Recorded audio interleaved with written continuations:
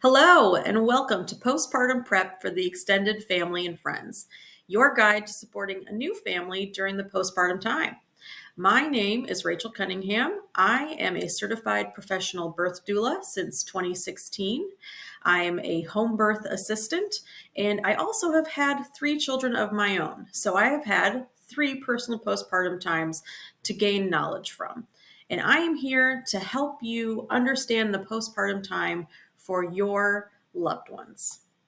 You're here because someone you love is expecting a new baby. So first of all, congratulations. I'm so excited for you. In this class, we're going to learn all about the physiological changes happening for mom and baby during the postpartum time. And we're also going to learn how to best support the entire family during postpartum so that we can be the best grandma, grandpa, aunt, uncle, or friend that you can be, whatever you might be to this family. I love this quote from Stacy Johnson. It says, "In my experience, it was less about what I wasn't told and more about what I couldn't understand before going through it." Just remember that this postpartum time is brand new for mom and for baby, as well as for you too. Even though she may have studied all of the books, read everything that she could get her hands on, listened to all of the podcasts, watched all the videos, she has never physically gone through this postpartum time before, if it's her first time around. And even if it's her second, third, fourth, 10th baby, she has never gone through this postpartum time with this baby, with this exact circumstance. So just remember as we move forward that the plan might change, things might come up, and she might have feelings that she needs to process through this time, and that's okay. The main point of being a supportive person in her life or their life is to make sure that we are giving grace and gentle humility and approaching them with love and respect every step of the way. So I want to talk a little bit about the 4th trimester and a term called matrescence. Matrescence is a developmental phase of new motherhood, a lot like adolescence. Notice how they sound kind of similar. This is a transition when hormones surge, bodies change, and the identities and relationships shift. You have to remember that this person who is giving birth, they are not only giving birth to a baby, but they are giving birth to a new version of themselves. So many things are going to change in their life. And it doesn't just have to do with their body. It also has to do with how they see themselves as a woman or a mother, how they see themselves with their partner, if they have a partner, or how they see themselves without a partner. There is so much going on. And the hormonal surges that are happening are just like when this person was going through their adolescent time as well. So it's just important to know that someone doesn't birth a baby and then go back to being the exact same person they were the next day. Maybe they do, but maybe they need more of a time period of grace to kind of learn the ins and outs of motherhood and what that looks like for them. Also keep in mind that we as birth workers talk about the 4th trimester a lot, and that includes the first 3 months postpartum. So again, it's not that this person goes through 9 months or 10 months of pregnancy and then boom, everything is back to exactly the way it was before. We honor what's called the 4th trimester. Remember that it took this person 9 or 10 months to build this baby in their body. So it should be given at least 9 to 10 months, if not an entire year postpartum, for them to start feeling a little bit more like themselves and for things to kind of it's never going to go back to exactly what it was for them, body-wise, life-wise, all of those things. But for them to start to feel more normal and more like themselves, it usually takes about a year. And especially we need to honor those first 3 months postpartum. So what are your expectations in visiting this new family? We need to make sure that we are setting our expectations low. Okay, this time is not about you. I know that's really hard because you are so excited for this new baby and to be helpful in this new phase of their life. But please just try to remember that the mother, the father, the family, they get to decide when and how visitors are coming to them. Remember that they're trying to navigate this whole new dynamic within their own little chosen family. And as much as they love you, they do need that space. When you do come in, Don't expect to automatically hold that baby. First, address the mother. Inquire as to how she's doing, how she's feeling. Ask if there is any way that you can help the family in general first. Do they need to eat? Do they need a meal? Do they need help around the house? Maybe they need to have someone take the dog for a walk, or maybe they need help doing laundry. Those things are the ways that we can support the family. Only take the baby if the mother offers. There are definitely going to be times where she needs a break. She needs to get a shower. She needs to go to the bathroom. She'd love a nap. And those are great times for her to offer for you to hold the baby. But if she doesn't offer for you to hold the baby, know that there's a reason. She is maybe needing some more skin to skin time with that baby. So we want to make sure that first and foremost, we're taking care of her so that she can take care of the baby. Also, keep in mind to keep your visits brief. We're going to go into visiting at different stages of the postpartum time and what that's going to look like. But for general knowledge, you want to make sure that we're not overstaying our welcome, because there's going to be reasons that mom is going to need a break from visitors. And we're going to chat all about that in our further slides. So here's a helpful suggestion on the visiting timeline. When we look at meeting the new baby or coming in to visit mom, we want to make sure that it's the correct time. So the first hour, only those who were invited into the birth space should be visiting the mother and the baby and dad at that time. There are a lot of things happening in that first hour, and it goes by very quickly. Remember that she still needs to birth the placenta. Maybe we have a baby that needs a little bit of extra help. Maybe she has perennial tearing and needs to get a repair. She is still very, very vulnerable at this time and dealing with a lot of different things and a lot of different hormones. So the first hour is only explicitly for people who are in the birth room at that time. The first 4 hours are also a really important time for her. So yes, technically that first golden hour is over, but there's still a lot happening. Maybe it took her half an hour for her placenta to even come out after the birth. Maybe then after that, it took her another half an hour to get a repair. So she might just be getting settled and comfortable in that second, third, fourth hour after her baby is born. And remember, she is also trying to do the first latch with her baby on the breast. They might be trying to do the first breast crawl. There might be a lot of emotions going on. If she's had a cesarean section birth, it's very likely that she'll be kind of groggy or out of it from the anesthesia. So again, it's not the best time for visitors in those first 4 hours. And if there's anyone visiting, it should only be those who the mother decides would like to come in. And again, we're keeping it very brief. I'm talking like 10 minutes, unless she wants you to stay for moral support. At that first 4 hour mark, there's going to be this physiological sleep that happens no matter how she birthed her baby. And it is very, very important for us to honor that time and protect that first big sleep. Babies and moms will do about a 4 hour nap or so. Right after birth, after that adrenaline is gone and the high kind of comes down around that 4 hour mark, then they will get a big chunk of sleep. And whether or not they get that sleep can very much impact the next few days going forward and mom's cycle of sleep after the birth. The first 24 hours should only be those that the birthing parent invites into the space. Visitors should be helpful and try to bring a meal. If your family members are giving birth in the hospital, you can bring them things that might feel refreshing to them from the outside world. So a meal that's not from the cafeteria, or maybe mom really wants a fresh set of clothes or something like that, to make sure that you're being helpful. And again, we're keeping our visits very brief. We also really want to try to avoid having a string of visitors coming through all day, like a parade.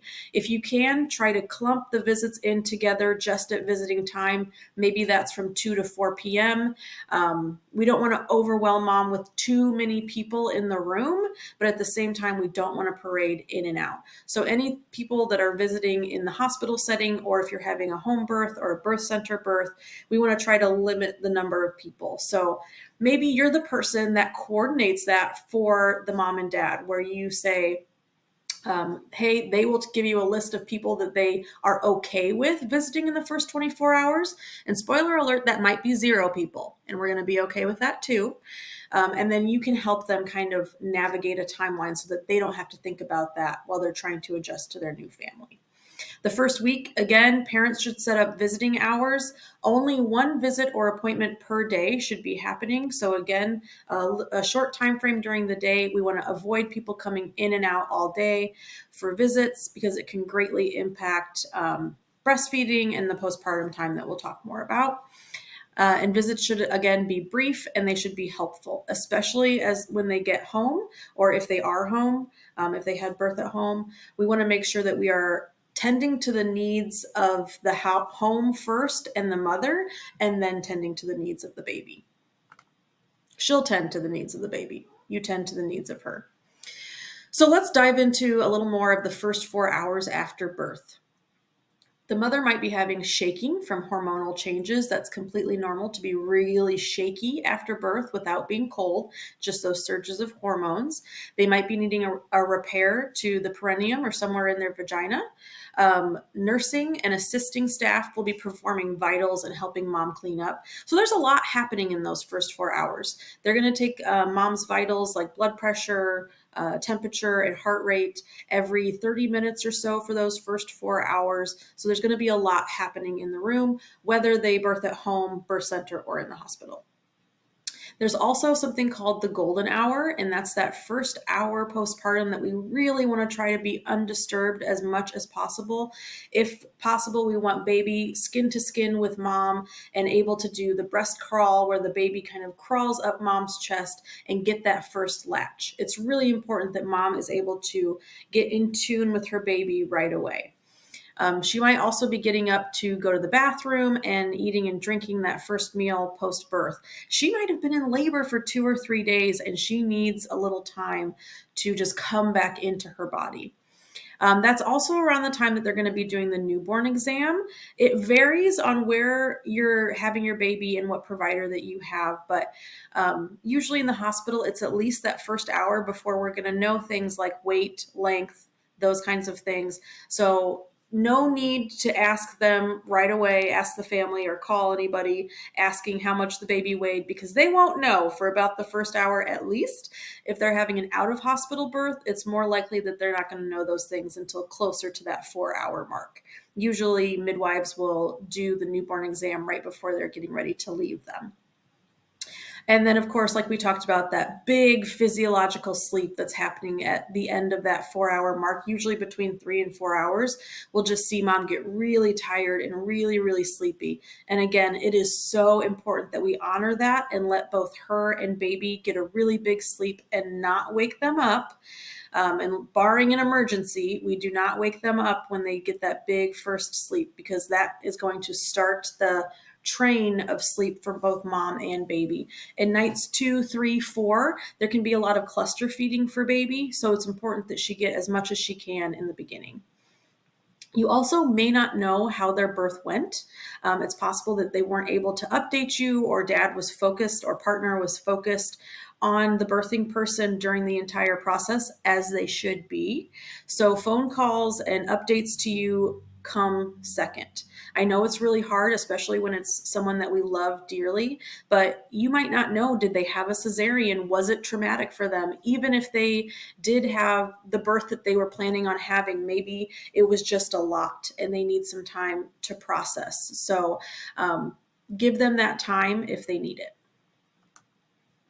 The first 24 hours for the birthing person, she's going to have heavier vaginal bleeding or lochia, and this is going to last her about 4 to 6 weeks. Even if we are having a cesarean section birth, she is still going to have vaginal bleeding. She'll probably be wearing either really big pads or might be using Depend underwear. Those are my favorite. So just know that she is still healing and recovering. Exhaustion and weakness. Remember that she has spent about 3,000 calories giving birth, and it's also like running a marathon. So it's normal for the muscles to be sore and for her to be kind of weak in these first 24 hours at least. Uterine cramping, the uterus continues to contract even after baby to clamp down that uterus and to help with the postpartum bleeding and also to get the placenta out postpartum. So just know that there's uterine cramping. Typically, the uterine cramps will come when baby is breastfeeding. When baby is breastfeeding, they help release oxytocin, the hormone that creates contractions during birth. It's the love hormone. So we need those uterine crampings to help with bleeding and help everything come back to normal, but they can be really uncomfortable for mom. And typically we see a lot more of it during the breastfeeding process. And also, if this is mom's like second, third, fourth, fifth baby, they tend to get a little bit more intense with each subsequent pregnancy. So just know that she might be a little bit uncomfortable during breastfeeding. It might not be a time that she wants to chat and have visitors when she's trying to deal with all of those things. Swelling and tenderness of the perineum, hemorrhoids, nipple soreness and engorgement, and a wide range of emotions are all completely normal for mom in the first 24 hours. So some tips, some things you can help get for her are a heating pad for those cramps. We want to wait until about that 4-hour mark at least, and we make sure that that uterus is nice and tight. But after that, a heating pad on the back or the front can be really helpful. We also have something called padsicles. This is a great task that you can take on in making for her at home and making sure she's stocked up when she gets home if she's not birthing at home. Is you can take a pad, just one of those big menstrual pads, and you can put witch hazel and aloe on the pads and then stick them in the freezer. And those can be so helpful in that postpartum time to help with swelling and soreness. Depends, again, she'll probably be wearing Depends for the bleeding. Herbal baths can be very helpful for helping to heal the perineum. You can find those on like Amazon or probably at Target stores. I'm sure Frida Baby has some version of that, but it's calendula, lavender, and comfrey herbs put together that can help with healing the perineum. Lots and lots of rest, nourishing, fiber-rich foods, and possibly a stool softener will be in the realm of possibility for them.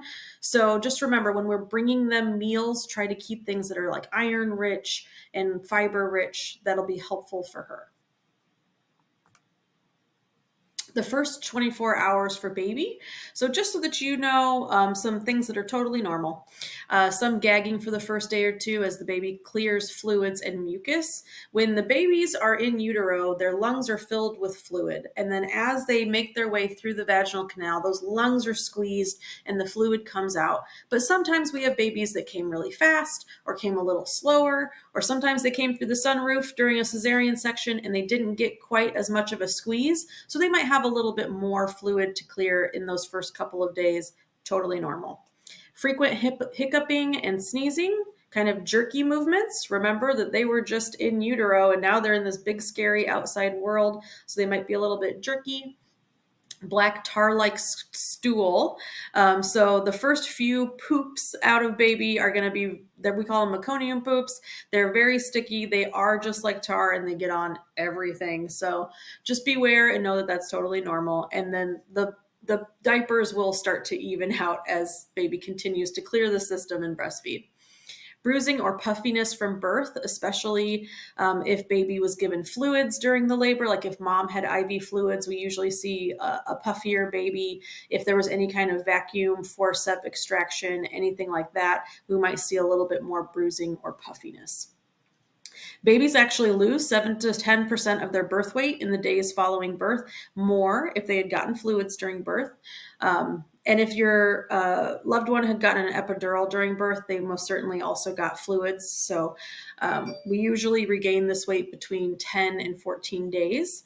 And it's also really important to recognize the fact that the mother is getting a lot of advice already. They have a care provider, maybe a midwife or an OBGYN. They've got nurses telling them what to do and what not to do. They have lactation consultants telling them what to do and what not to do. So although your advice is, I'm sure, very well-meaning and you love them and you want the best for them, just know that they're also getting a lot of other advice, and it can become really overwhelming to be getting advice from so many different places.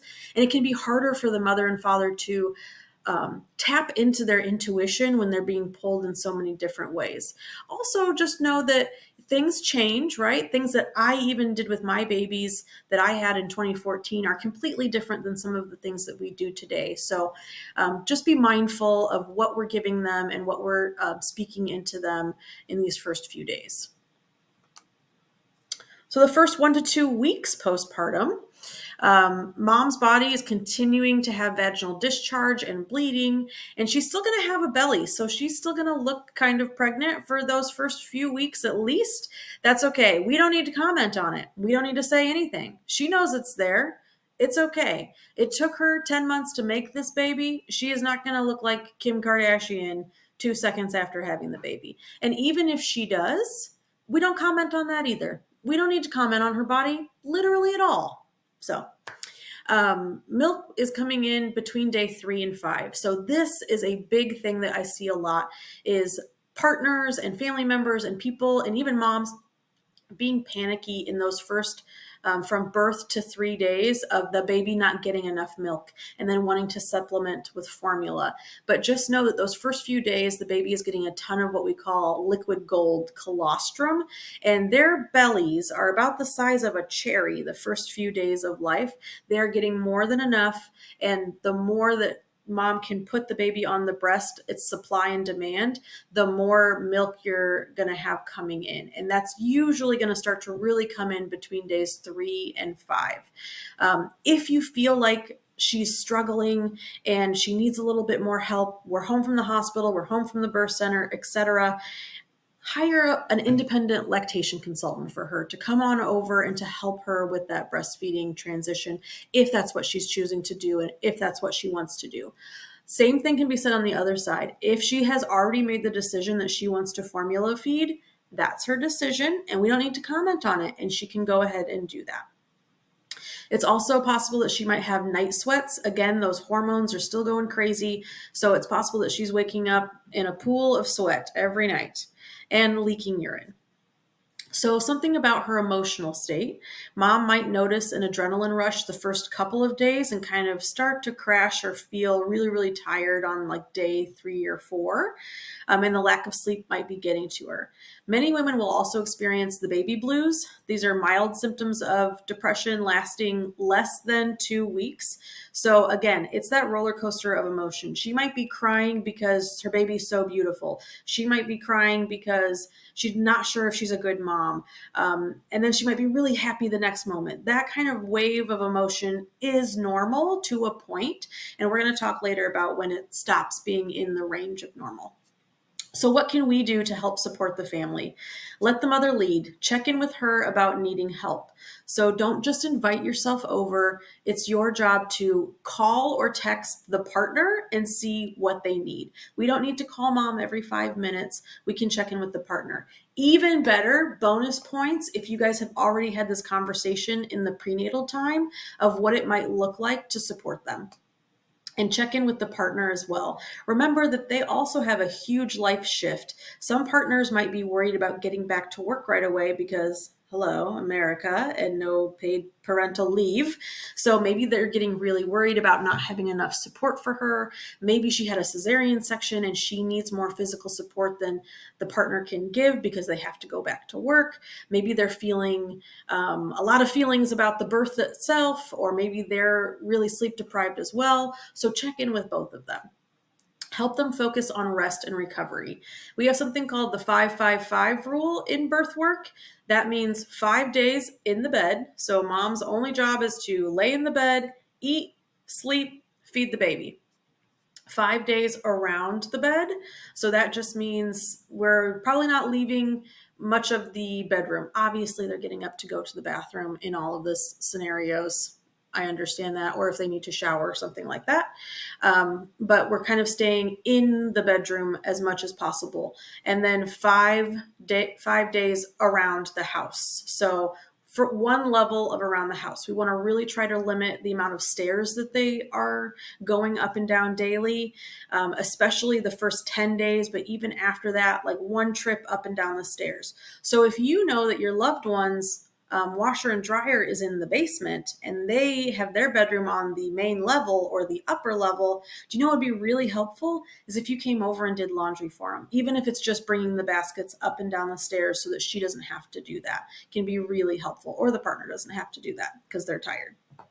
So we want to really, some families are going to want months of just time to themselves and time in and around the house, but the bare minimum is that 15 days of just really nesting in and really getting to heal.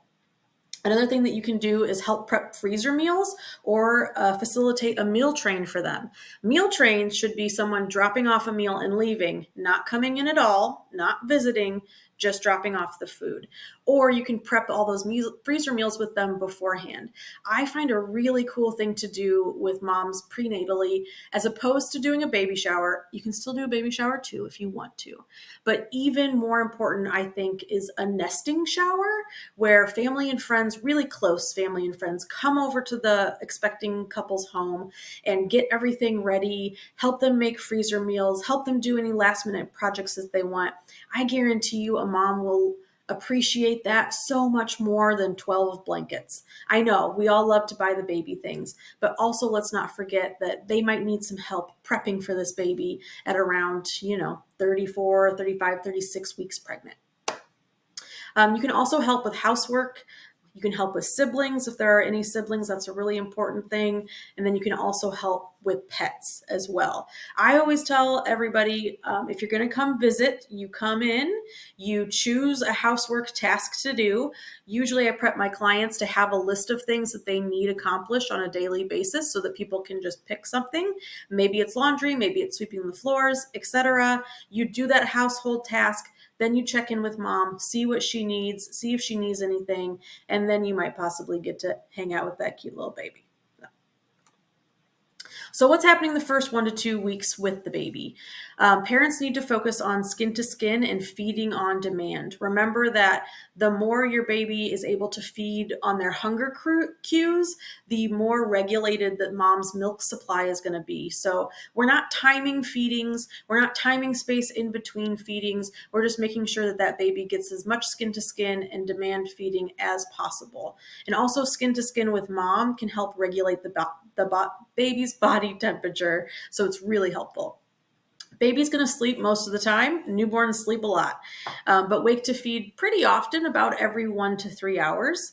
And babies can become overstimulated from being passed around too much. So we really want to try to avoid a big group of people where we're passing this baby around, because all of that stimulus and commotion and new smells, they're not able to smell their mother when they're being passed around, can kind of make them go into themselves and be really tired and quiet. And then that can lead to missing good naps, missing hunger cues for mom, and can kind of throw everything out of whack. I'll see a lot of times clients that had a lot of visitors during the day then really regret that when the nighttime comes and everybody's out of sorts and baby is really cranky. The baby is still an extension of the mother during this 4th trimester. So those first 3 months, our babies don't really know that they know they've been born, but they still see themselves as an extension of the mother. Because of the way our skeleton is and the way our hips are coordinated in the human body, we give birth to our babies earlier than a lot of other mammals, and our babies are a lot more reliant on us in the immediate postpartum time. So it's really important that we acknowledge that and not try to separate the baby and the mother for convenience, for sleep reasons, for whatever we've decided in our head. Just know that the babies are the extension of the mother, and it's okay if she baby wears her baby 24/7 if she wants to.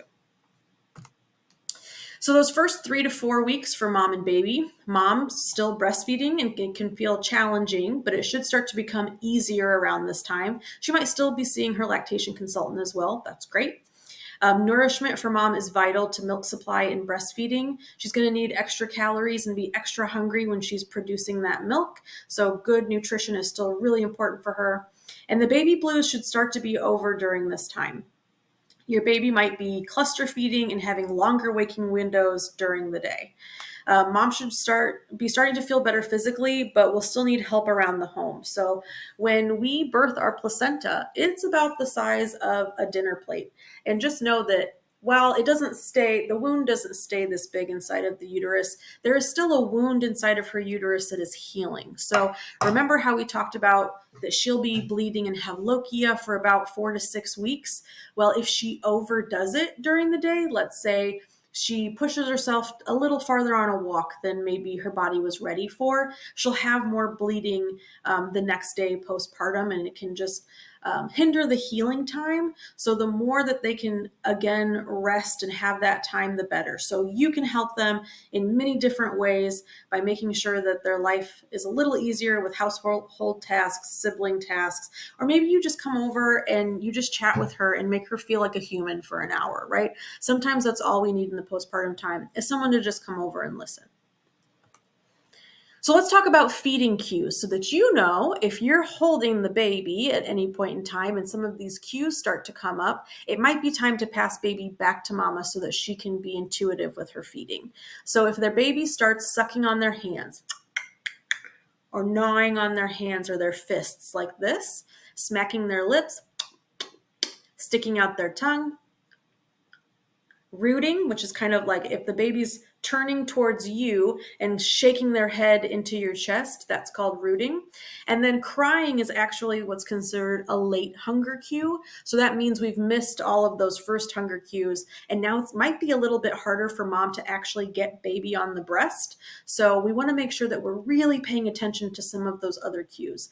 And you might see baby just finish a feed and then 15 minutes later you're holding the baby and you notice a lot of these cues. That's called cluster feeding. And it's important to give baby back and let them have mom offer the breast and not decide, well, you just ate so you don't need to eat again. Sometimes babies are doing that again to regulate that milk. Processing the birth. So be a listening ear for mom or dad or partner or whatever, if they want to process the birth experience. Try to be a safe space where they can talk about their feelings without judgment. Some people might want to tell you their birth story right away. Some people aren't ready to tell you their birth story for ever. Some people never want to talk about their birth story, or it might be weeks or months before they're ready to process their birth. I am not saying that all births are traumatic. I've been a part of so many beautiful, wonderful births where moms just want to tell everybody every little detail, and that's okay. But it's also okay if they don't want to do that as well. Their birth might not have gone as planned, so make sure to be really empathetic and non-judgmental. They don't need to hear, "I told you so."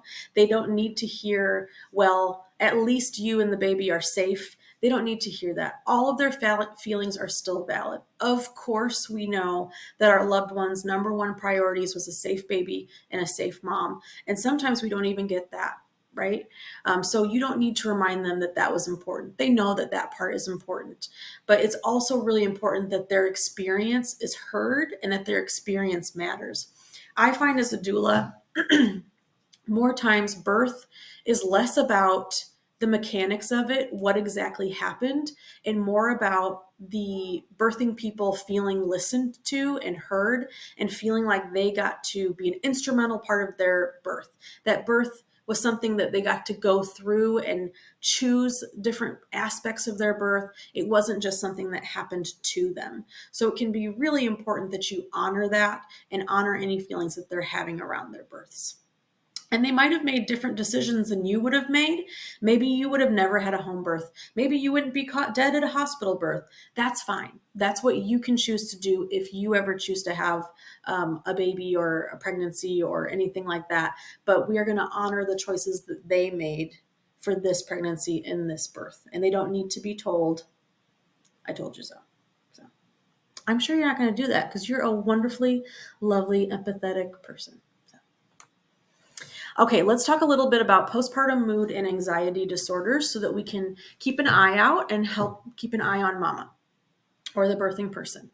So there is a lot of stigma around postpartum mood disorders, and it also feels like we've been told Look out for postpartum depression, depression, depression, depression. Yes, postpartum depression is definitely something we want to look out for, but there are other aspects of postpartum mood disorders that don't get as much attention publicly that are also really important to look for and important to distinguish between. So, postpartum depression are prolonged feelings of sadness, frequent bouts of crying, lack of interest in daily activities, difficulty sleeping or sleeping too much, lack of interest in the baby, or maybe some scary thoughts. Postpartum anxiety, however, are extreme worries, fears, panic attacks. So this can look a little bit different. Maybe your loved one doesn't look sad all the time, but maybe they keep telling you, like, oh, I'm just really worried that someone's going to break into the house and steal my baby. Right. And they're having kind of these extreme worries or extreme thoughts, or maybe they won't let anybody else hold the baby solely because they think they're going to drop the baby. Some of these things can be in our heads. Postpartum OCD, frequent unwanted or upsetting thoughts, and the need to do things repeatedly. And by that, I mean like we're changing diapers 50 times a day, something like that. Postpartum PTSD, frequent flashbacks to traumatic birth accompanied by anxiety. Usually the PTSD has to do with the birth itself, but sometimes it can be something that happened after the birth or before the birth. It's really important that you also listen to the birthing person because everybody's trauma looks different. I have seen women who had what I saw on the outside as this beautiful, peaceful, unmedicated water birth, and they'll tell me that they were absolutely traumatized for whatever reason, whatever valid reason they have. And then I'll see other people who had what I would deem a traumatic experience. Maybe they had like an emergency C-section or something they weren't planning. And I will think to myself, oh gosh, that was traumatic. But they don't see it that way and they don't have trauma from that experience. So it is unfair of me to put any thoughts or feelings on that. So it's really important that we listen to the birthing person and make sure we know kind of how they're feeling about their own birth experience. Postpartum panic disorder, frequent panic attacks that might include shortness of breath, chest pain, tingling in the extremities, and postpartum psychosis. So this is kind of the end of the line where we've got hallucinations, hearing voices, paranoia, confusion, all of those things that might be happening. And I have seen postpartum psychosis come from a lack of sleep as well. So it's really important to try to protect the mother's sleep in those first few weeks especially, and make sure that, I mean, you're not going to sleep for 8 hours at a time, probably with a newborn, but getting as much sleep as she can and not having that interrupted is really important when it comes to mental health as well. So I tell you all of these things because it is really hard for someone who is going through them to be able to say, hi, I'm depressed and I need help. It's really hard for us to see it and acknowledge it in ourselves. So if this is someone that you're really close to and you know them really well and you can tell that something is off, definitely start talking to their partner about it, and maybe start opening the door of like, hey, what do you think about maybe us looking into a therapist for you, or maybe calling your primary care provider like your midwife or your OBGYN and getting an appointment in before that 6-week checkup just to make sure that everything's okay. Okay. Don't ignore the problem. Don't push yourself into, their area either. Try to, talk with the partner first and see how they're feeling about things. They're usually the first person to notice when something is off, but we want to make sure that we're getting birthing people the help they need if they need it. And don't assume that everyone is going to get postpartum depression. I feel like so many people talk about postpartum depression. There are plenty of people who don't have anything like that at all. And remember, those first few weeks are just really emotional. So that's okay too. So what are some risk factors for getting postpartum mood disorders? Unplanned pregnancy, difficult pregnancy, labor, delivery, any lack of social support after baby is born. That's why we're taking this class, so they feel really supported in their postpartum time.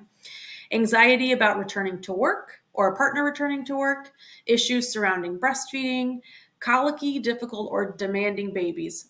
I want to preface that with saying that there is no such thing as a bad baby. These babies aren't trying to manipulate us. They are literally just little squish balls. But if we have a baby that we're having a hard time soothing, that can be something that is a risk factor. Recent life crisis, such as serious illness or a death in the family, Previous postpartum or clinical depression. So someone who struggles with postpartum mood disorders in their regular daily life are more at risk for a postpartum mood disorder or in their pregnancy. History, family history of depression or mood disorders, stresses of new motherhood, sleep deprivation, and changes in thyroid function can all be risk factors. So that is a lot. So make sure that we're checking in on our postpartum people. Okay, let's move a little bit to some baby do's and don'ts and just ways of caring for baby, because you might be someone that's helping them care for their baby. Let's talk about diapering and the correct way to diaper. So for girls, we're going to wipe with the baby wipe front to back and avoid bringing bacteria up into the urethra to prevent infections. You do not need to clean inside of the vagina. The vagina is like a self-cleaning oven. It will clean itself. We also want to try to avoid wipes with like synthetic fragrances in them. The more just natural wipes we can have, the better. You also might notice a slight pink or red discharge as her body adjusts to hormone changes outside of the womb. So in the first few weeks, baby girls have like what we call a little mini period sometimes. That's nothing to be alarmed about. Obviously, if there's a lot of bleeding, that's different than just having a little bit of tinged blood. And then boys, if you are caring for an intact boy, so a boy who does not have a circumcision, do not retract the foreskin as it's fused to the penis. This can cause pain and bleeding. Intact boys, you just wipe with the cloth what you can see. You don't need to pull anything back. Circumcision care requires changing of the dressing and lubrication for the wound, so follow discharge instructions from your pediatrician. If your loved one's baby does have a circumcision, I would just suggest them being the primary care for diapering and things like that until that's healed. So speaking of circumcision, let's talk a little bit about the benefits and risks of this procedure. It is a procedure, it's a hot topic, and it's something that a lot of people are choosing differently this day and age. I see a lot of clients not choose not to circumcise their male children. So let's talk a little bit about the benefits and risks. I feel like sometimes they get pushed back from other generations about this. So we'll start with the benefits. It might slightly decrease the risk of a UTI in the first year of life, but remember that UTIs are treatable with antibiotics. It might slightly decrease the risk of a very rare penile cancer, and it might slightly decrease the risk of STIs, but the research on that is a bit questionable. And then there are, of course, risks with this surgery: infection, bleeding, pain that can impact breastfeeding, decreased sensation, painful erections, inflammation of the urethra, injury or amputation of the penis in rare but serious cases, skin bridges, and of course, when we are talking about an elective surgery on an infant, there is the increased risk of death as opposed to us not doing anything to the penis. So again, that's a small risk, but it is a risk. This is the decision of the parents, so please respect their wishes. I guarantee you they are doing, if they know they're having a boy or a male, they are doing their research during pregnancy, and they don't need any outside influence when it comes to that unless they ask you. If they ask you for information or your opinion, sure, but it's not something that you need to comment on. And actually, it's kind of weird to comment on someone's genitals in that way. So just let the parents make the decision that they want to make. Also, it won't be weird if they don't circumcise their male babies, because there are a lot of male babies these days that are not getting circumcised. So soothing the baby. So the baby is adjusting to life outside of the womb, and we are going to try and recreate the womb environment for them. Remember that mom and dad are their safe space, their safe smell, that is where they want to be and where they feel safest. So sometimes it's just giving baby back to mom or dad. We also want to make sure that we're not swaddling past the first sign of rolling over. So that's about 3-ish months or so, and not for super long stretches and not too tight. Never leave the baby in the swing for sleeping or any kind of like device like that. Pacifiers can decrease the risk of SIDS, which is sudden infant death syndrome. However, That should be a parental choice. Do not introduce a pacifier or a thumb or anything like that without the mother and father's consent and without them being the one to initiate that. I personally have had that happen. Please don't do that. Let the mother lead and respect all of her choices. So there are 5 S's when it comes to soothing. The first is swaddle, so swaddling the baby. Again, not too tight or for too long. I really love those swaddlini zip up jumper things where it's just like a little sleep sack with a zipper, and you don't actually have to do the folding of the swaddle. Side or stomach can be helpful. Again, we're not leaving baby to sleep on their side or their stomach, but it can be helpful in soothing the baby or just kind of holding the baby on their stomach on the palm of your hand. Shushing baby, so that's not yelling shut up at the baby, but that's just holding baby close to you and doing a shh, shh, shh, shh, shh, shh, shh, kind of a white noise. And then swaying or swinging can be really helpful. And then the last one, of course, is suck. So we only do suck if mom or dad have already introduced a pacifier, or maybe that's putting the baby on the breast and giving baby back to mom. So let's talk a little bit about baby wearing, because a lot of people are doing it these days. I mean, there's a long history of baby wearing throughout human evolution, but I feel like it's also something that a lot of moms are choosing to do in this day and age. So what are some of the benefits of baby wearing? Less crying, more content time to interact with their environment. Babies learn more because they get to be right there with their safe space. A womb-like environment that regulates baby's systems. Intimate involvement with the caregiver strengthens their bond. Less carrying car seats or fumbling with strollers. Helps stimulate brain development, gives parents more time in their day with free hands and less time picking up and laying down baby. More availability for siblings or household responsibilities once they're starting to do those things. And it also helps keep baby out of reach of people that the parents are not wanting them to hold, especially during flu season, cold and flu season. A lot of holidays, people will choose to just wear their baby at Christmas or Thanksgiving so that there's no possibility of baby getting passed around to a lot of different germs. So please respect their wishes if they want a baby wear. And that is a great gift idea in the prenatal time, is to ask them what kind of baby wearing device they're looking into and what they would like. That's a good one. So what are some of the rules for safe baby wearing if you're the one that's going to be wearing the baby for them? We want to remember ticks. So tight, we want it to be nice and tight, not slack. Obviously, we don't want it too tight to where we're like cutting off circulation of the baby, but we don't want it to be saggy. In view at all times. So the baby's head should be up and in view at all times and close enough that when you reach your head down, you can kiss the top of the baby's head. You want to keep the baby's chin off of their chest, so you don't want them slumped down. You want them kind of in a sniffing position so that the airway is free for breathing, and a support on the back. We don't want, again, baby to be hunched over. We want them to have a nice straight spine and in a little bit of a sniffing position of the head so that baby's getting really good airflow when they are in the carrier. All right, some safe sleep recommendations for the American Academy of Pediatrics. This is from 2022. The baby should sleep on a firm, flat, non-inclined surface in the same room as the parents, but in a separate bed, crib, or bassinet for at least the first 6 months. Sitting devices such as car seats, strollers, swings, infant carriers, infant slings are not recommended for routine sleep in the hospital or at home, particularly in young infants younger than 4 months. If you hear noises, those are my cats running around. So sorry about that. So we want to make sure that baby is laying on a firm, flat surface, not in their carriers.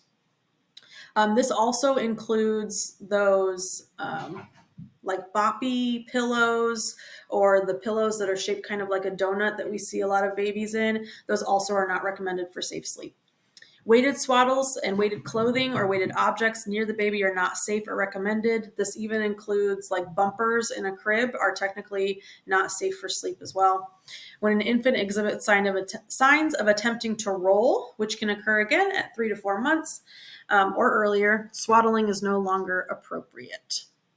So that's a little bit of some baby care that can be helpful when you're helping to support the new family so that they can feel really confident that you know the up-to-date recommendations for baby. So one of the last things I want to talk about before we end the class today is recommended reading. There are a few books that I really love, and I would love for you to check these out before your loved one has their baby. The first one of those is Reclaiming Childbirth as a Rite of Passage by Dr. Rachel Reed. This is a great holistic approach to pregnancy, birth, and the postpartum time. And it can give you a really good starting point of just the physiological process of birth and what the mother and the family are going through during the birthing time in a very real and tangible way. The next book is like the Holy Grail of postpartum. It's the first 40 days, and this book is great for anyone supporting a postpartum family to read. It has a ton of like recipes and different ideas for how you can support the new mother in the first 40 days, so definitely check that out. And Mothering the New Mother is another really great book. Women's feelings and needs after childbirth. So it dives deep into that postpartum time.